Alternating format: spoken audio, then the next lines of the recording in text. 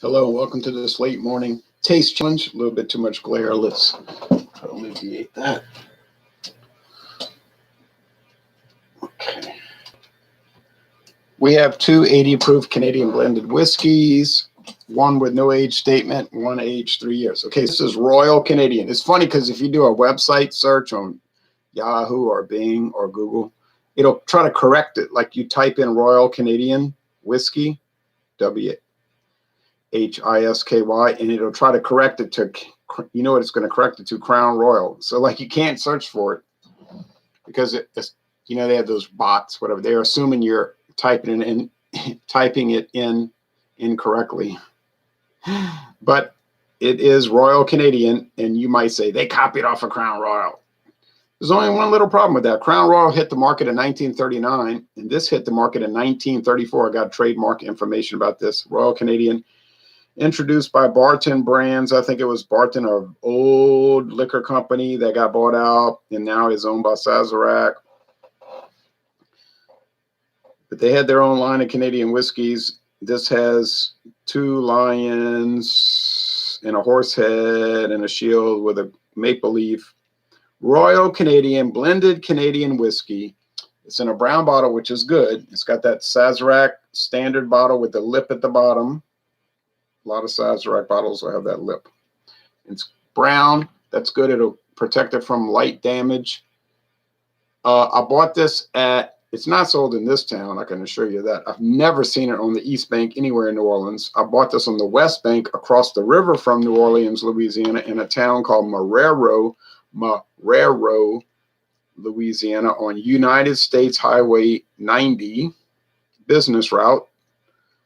Big old highway that stretches from Jacksonville Beach, Florida to the Mexican border, way out into the mountains and deserts of West Texas. But I bought that on US Highway 90 business route in Marrero, Louisiana on the ground level. Now that area of that highway is elevated from the Mississippi River for miles and miles west as an expressway, and they're trying to turn it into Interstate 49, which will be completed around the year 2125. All right. They've only been working on that project since about 1955.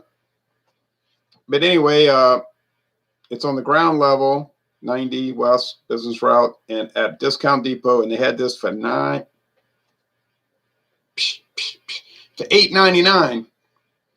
True story, $8.99. My friend David was thinking about buying it. He said, "What's it like?" I said, "Well, it's a typical Canadian whiskey." He put it back on the shelf. He just said, "Well, never mind." I first bought this for 300. I first bought this in a 375 milliliter glass bottle, clear glass, oddly. I think it was clear. And old style glass, Sazerac with bubbles in it and everything, at Ali & Sons on the old 90, the old Spanish Trail, which has been renumbered Louisiana Highway 18, but it used to be 90. But anyway, at Ali & Sons, and they had it, and the guy was like $5.99. I said, "Nah, it's too much for that." I said, I thought I would get it for $5. But I was leaving. I walked across the highway.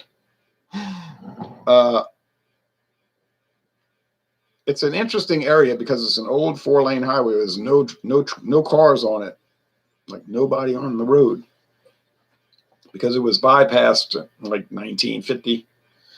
But there's a lot of businesses on it, and it's next to the Mississippi River. It's a very industrial area. But I was getting in my car, and he comes out the store. My friend, sir, we will sell it for $5. We will sell it for $5. For you. I said, okay. I had to laugh. So I went back in and I gave him $5 even. He said, just $5. I don't ask questions. I thought there was a plus tax, but anyway. Yeah, it was okay. It was like standard, like Crown Royal, kind of standard, some uncharred wood, just corn and rye, and it's just basic. My daughter didn't like it at first, but then she admitted, she said, well, actually, I'm not used to this kind of product. She said, it's not bad, though. She admitted it wasn't bad. But, and my feeling was I would never find it again. And I certainly wasn't looking for it. Was not looking for it.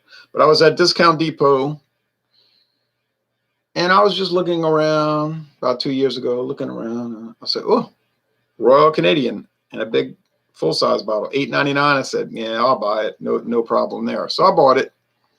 Still have about 65% of the whiskey left. It says distilled under supervision of the government of the Dominion of Canada. A lot of ofs in that sentence, right? Distilled under supervision of the government of the Dominion of Canada. Product of Canada. Imported and bottled in the USA by Sazerac Company, Frankfort, Kentucky. Frankfort. Oh. Now, I thought the distillery in Frankfort was called Buffalo Trace, but it says Sazerac Company. Yeah, because when they have a whiskey they don't want you to know about, or a tequila they don't want you to know about, they'll say Sazerac Company, Frankfort, Kentucky. Now, if they want to showcase it, it'll say Old Charter, bottled by Buffalo Trace. Old Charter, Mongolian Wood, bottled by Buffalo Trace. So that's a distillery that has two names. You know what the original name was? I think until 1999, it was called Shinley Industries Distillery. Great name, huh? So Sazerac was like, we got to come up with a more modern name. I don't think Shinley Industries Distillery is going to really excite the population. So they come up with a brand called Buffalo Trace, and they renamed the distillery Buffalo Trace. And now it's one of the big popular things around the United States. Okay, there's no label on the back. There's no age statement. It's pretty basic. JK, Old Cedar Valley Buffalo Trace. Old Cedar Valley. Hello, Ron Privet. Cheers. Oh, hello to you, Max Walter. All right, so that's that. Now the competition from 1962. It's Canadian Gold, which has a label suspiciously similar to Canadian Club, which, you know, that's why they made it like that. Aged 3 years. Barrister's Canadian Gold with a crown for the government of Canada. You know, the kingdom of, they were going to call it actually the Kingdom of Canada. If you read the history, they wanted to call it the Kingdom of Canada when they made the United Country in 1867. But they said, nah. The British government said, no, these Americans, they don't like kingdoms. They might attack us again for the third time. So they said, call it the Dominion of Canada. Those Americans don't even know what that word means. It means kingdom. So they call it the Dominion of Canada. And the Americans said, that's right. Damn well, better not be a kingdom. Dominion is okay. We don't know what that means, but it's okay. All right. What's the proof? They're both 80 proof, 380. Sorry. Oh, okay. Yeah. 80 proof. All right. So do these have color added? Well, I think the Canadian Gold does, but I don't think the Royal Canadian does, because it looks very pale. This is a very strange tasting product. If this is the gold, I would hate to see the silver or the bronze, I'm going to be honest with you. But it was $8.99, $8.99 at Total Wine and More in Metairie, Louisiana, on Veterans Boulevard, formerly known as Veterans Highway.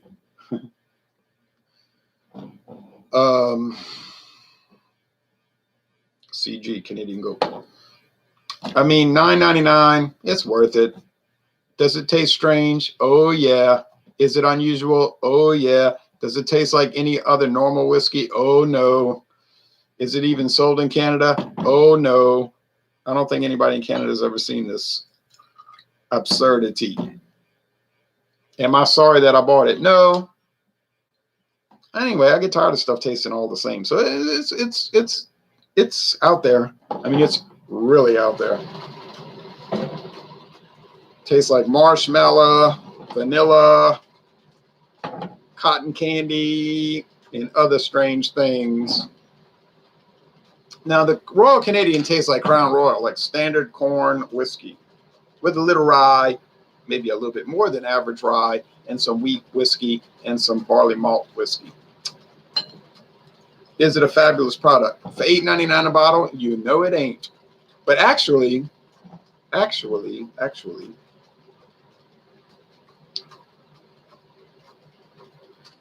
would buy Royal Canadian for $8.99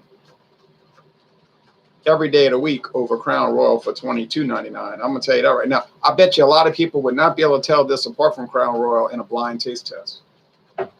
Now, you got people say, oh, no, I love my Crown. I'll never get my Crown wrong. Yeah, we'll try it in a blind taste test, but I know you're not going to do it. But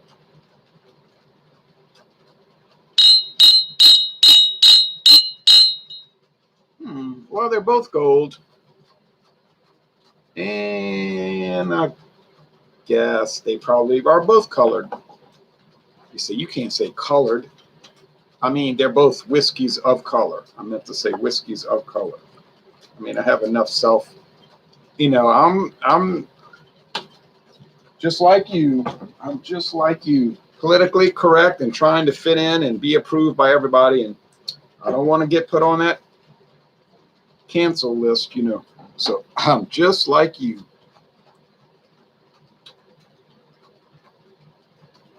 I want to comply with all of what our friends in the international left dictate to us. Cheers, says BC's Beer Reviews. JK, it's rare, or so therefore it's rare in Canada. Yeah, it's rare in Canada. It's not common here. Neither one of these are common. You say, well, what's a common Canadian whiskey in America? Well, Crown Royal, obviously. Canadian Club, but really not as common as you might think. Canadian Club, I've never seen it at Walmart right here. Never seen it at Walmart. Never seen it at Matherns. When Dixie has it, some little back in the neighborhood liquor store / convenience store has it. So in Louisiana, I don't think Canadian Club is too popular. Maybe where you live, and not here. What else is common around here? Black Velvet? No, not really. Let's see. Let me think. Crown Royal, Rich and Rare Reserve, I guess. Rich and Rare, Canadian Limited. Yeah, almost everybody sells that. 40 Creek, I guess that's kind of common as a upper level Canadian whiskey. I guess that would be that. Walmart sells Pendleton and some other higher grade Canadian whiskeys that doesn't look like anybody ever buys, but they have it on the shelf. I'll just wait for a closeout, right? Actually, I did get a closeout because they had 40 Creek, which nobody bought because they buy Crown Royal all day long, every day. So 40 Creek was $19.99. Everybody sells it for $19.99. Walmart had it for $9 even. I say, well, I ain't passing that up. I know 40 Creek got bought out. It was a private company, and somebody said, here's how much we'll pay. They showed them the checkbook. Here's how much we'll pay you for your company. And the original owner was like, yeah, okay, I'll take that deal. But $9 for a $20 bottle? Yeah, okay, I'm game. I'm game. Benny's. Yeah, Benny's in Chicago. Benny's liquor store, that Chicago liquor store chain. Oh, yeah. Go to Texas, it's Specs. Go to Louisiana, it's Walmart, Winn-Dixie. And now Total Wine & More. And every gas station in Louisiana. Pretty much. See, because we don't really have liquor stores here because everybody sells liquor. Walmart, Winn-Dixie, the gas station, the convenience store. Everybody. Other states are very restrictive, like Maryland. Oh no, Maryland is so strict. Pennsylvania is so strict. You'll never see liquor in a Mississippi except in a liquor store. And I think it's one of those states where the government decides what the price is. You know what I'm saying? Like Alabama and Mississippi, like in Iowa. Well, Iowa's even stricter, but In other words, you say, oh, they're having a sale at Bonita Plaza Liquors in Mississippi. Yeah, well, they're having a sale because that's what the government of Mississippi Liquor Control Board decided to have. And every store have the same price, so there's no competition. The competition is based on customer service, the cleanliness of the store, their selection, because you know what they choose to sell. But in Louisiana, it's like wide open. It's like Kentucky, wide open. Everybody sells liquor. Well, wait, now does Kentucky do that? It's an interesting question. Because I bought liquor at Red Ball Liquors in Frankfort, Kentucky. Cheap smoker friendly. Yeah, smoker friendly. So I know they allow cigarette and liquor sales together. But you know what? I don't think I did see liquor sold at gas stations in Kentucky. Okay. Okay. That's always strange to me. Like when I go out of state, that's always odd to me. Like go to Texas, only liquor stores sell liquor. And you can't buy any liquor on Sunday, the entire day of Sunday in Texas. It's just so strange. Well,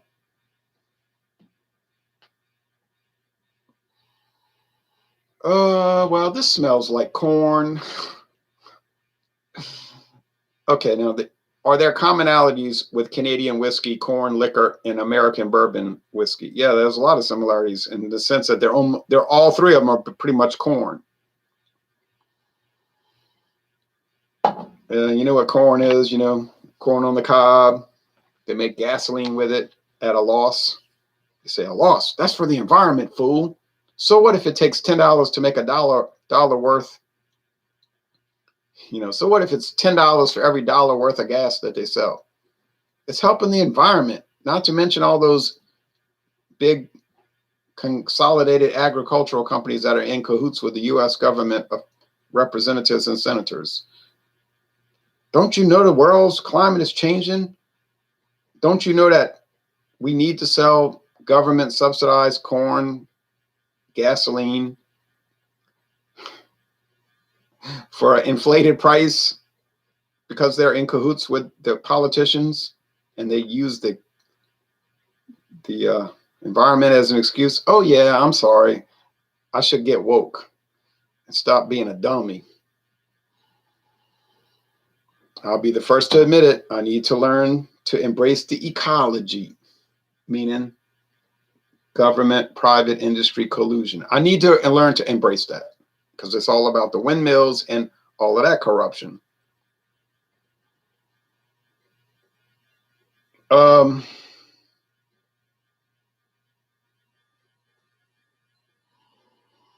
Yeah, corn liquor, also corn whiskey. So, hey, you want to pay $8.99 for a bottle of corn whiskey? You got it. You got it, man. There you go. Does it have a little wheat aroma from wheat whiskey? Does it have rye aroma from rye malt whiskey? And barley malt, as they call in Scotland, single malt whiskey, barley malt whiskey? Oh, yeah, it has all that. What about deep, rich charred oak? No, because it's Canadian whiskey and they don't really use deep, rich charred oak. They use a bunch of old bourbon barrels from 1935 that they've been repairing and reusing for the last almost 90 years. You know that char done wore off. The char wears off after one use. Anyhow. Cheap and Foodie Caleb says, checking in, Ron. Thank you for watching. So corn whiskey and corn whiskey. People say you're not patriotic. You're an anti-American idiot because if you were patriotic, you would be touting bourbon and bragging on how wonderful bourbon is and how trash, no good, garbage, scum, filth, evil, badness, evil Canadian whiskey is. That's what Americans do. They talk bad about Canadian whiskey. Get on board, pal. Wave the flag. Be a flag waving patriot or get lost. If you don't like it, then get out. If you don't like American bourbon, if you don't love American bourbon, you need to get out. Move somewhere else. You don't embrace exceptionalism. We're exceptionally awesome. Okay, once again, I agree with all of that. I am going to get out. Probably. Well, maybe not, but probably. Well, perhaps. I'm already detecting some strangeness over here. Meaning, you say, don't say olive oil. I'm not going to say olive oil because I have enough self control not to say olive oil. I'll say stuff like, oh, weird marshmallow, weird.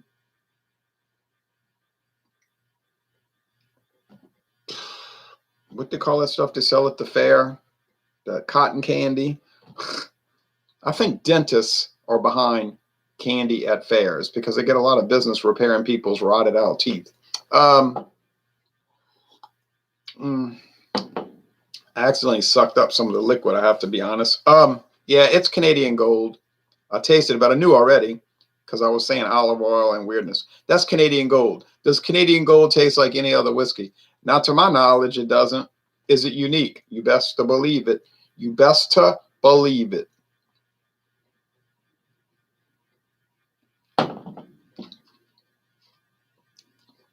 Would I recommend it? I would recommend it in this sense. It is so very strange and aberrant that you're going to get a unique experience. I mean, you're only paying $9.99 for a bottle. Now, I'm speaking for myself. You might try it and think it's just unbearable, like you can't drink it. You say, I can't drink this. This is like totally terrible. And if you read the reviews on Total Wine, you'll have 5 to 1. So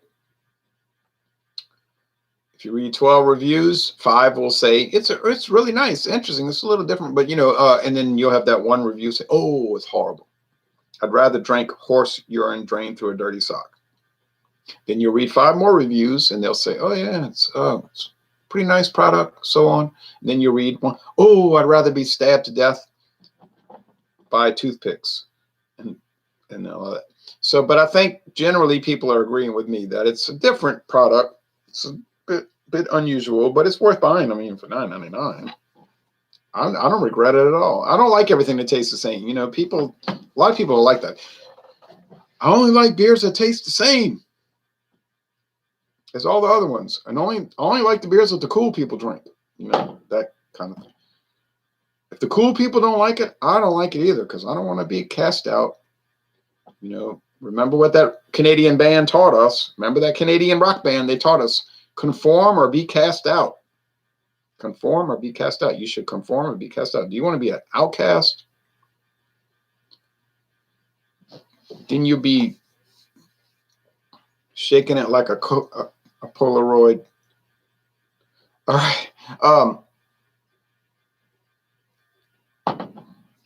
And talking about mom and dad. Now, it's all right, but it's strange when you're a stranger. Now, what about the good old Royal Canadian? Well, this is going to be so standard. Oh, so very standard.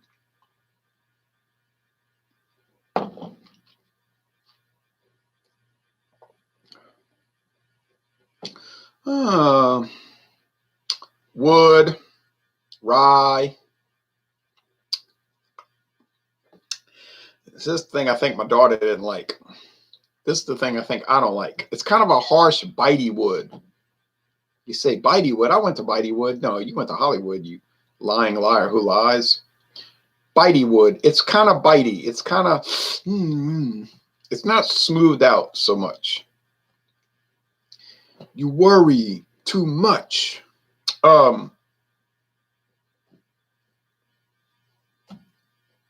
I had a horse once on Coney Island. It got hit by a car. I don't know. All right. Anyway, hey Travis, this is Easy Andy. He's a traveling salesman.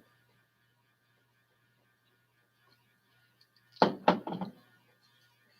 can get you a brand new Cadillac for $2,000 with a pink slip. This is basic. It's kind of like Crown Royal, but a little harsher. You say, you mean it's like Crown Royal if it was $8.99 a bottle and not aged properly and kind of rough cut. Yeah, kind of like that. It's distinctive, though. I'll give this about Royal Canadian.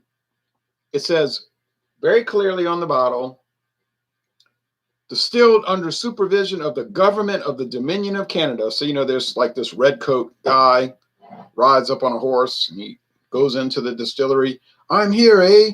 I'm going to look at all your liquor.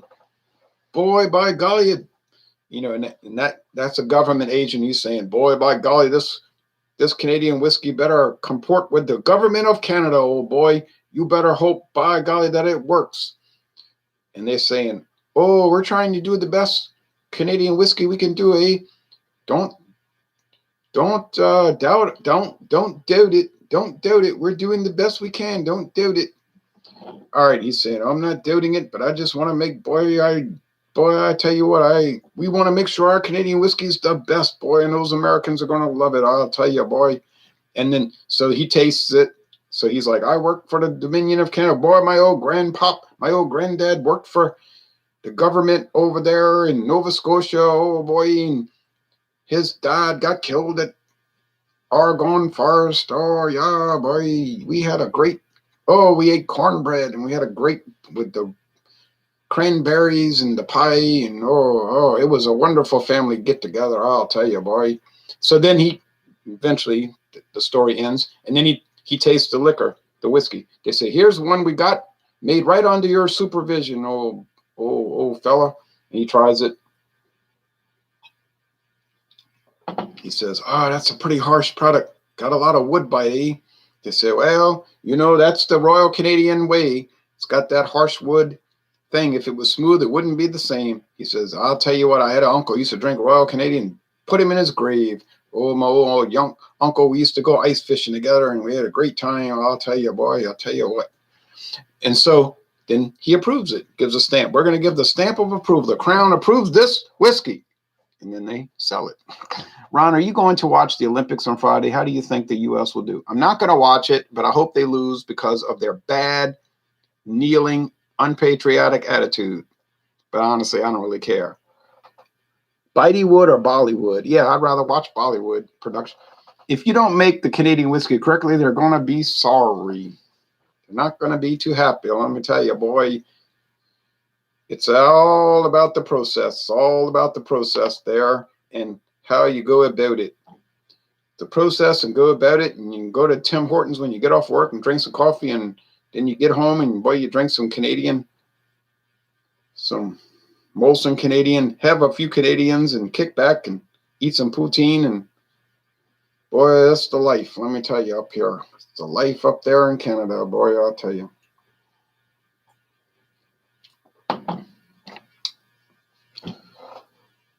And the biggest problem they got up there is those donut shop parking lots are too small. You can't even fit the truck in there. Dang thing. Canadian Gold versus Canadian Hunter next. Oh, well, I did that this morning. The USA, SUCKS. I live here laughing out loud. Well, the United States ain't the worst country in the world. Don't fool yourself. You could be living in... I won't say it. All right.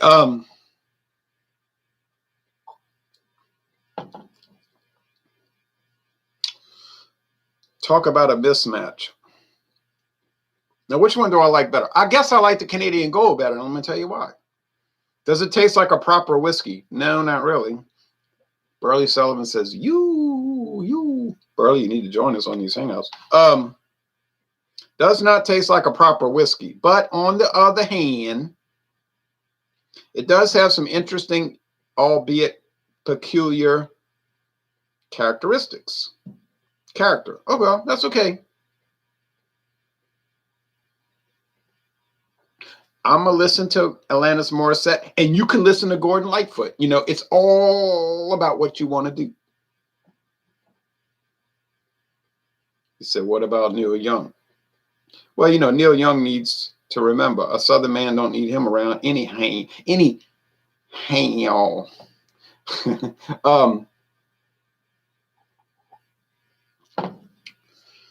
Oh, well, I guess I would rather the peculiar one because it has less bitey, harsh, kind of rough cutness. It's pleasant in its own little eccentric way. Its own little very eccentric way. It's a quaint product. It's quaint. It's quaint. So what could be our summation of Canadian gold? Well, it's quaint, not to mention cheap. Now, what about Royal Canadian? It's worth $8.99. I can't argue with that. Burley says, the men who hold high places must be the ones to start to mold a new reality closer to the heart. Okay, I agree with that. How many athletes are going to protest the flag and anthem when they win a medal?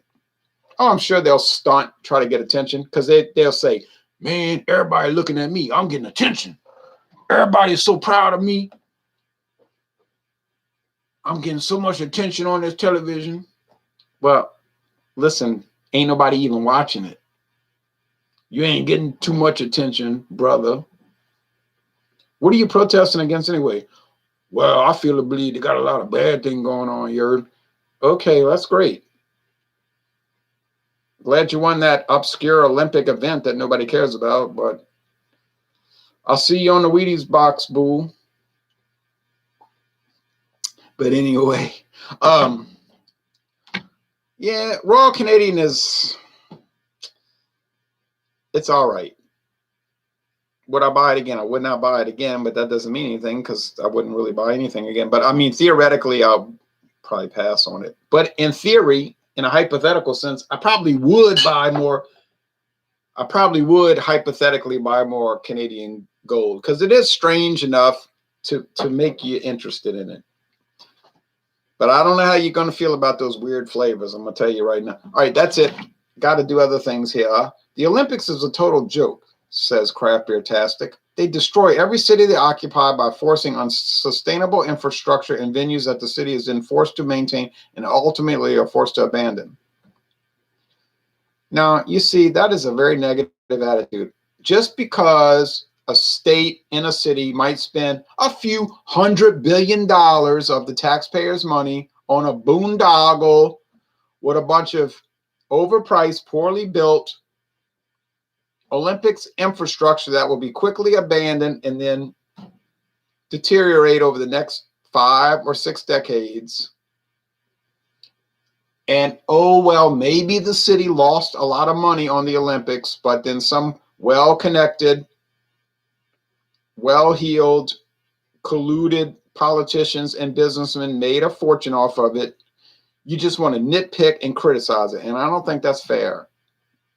Spiky says, I guess, laughing out loud. Establishment news outlets will make sure everyone will know how virtuous the athletes are. I can't argue with that.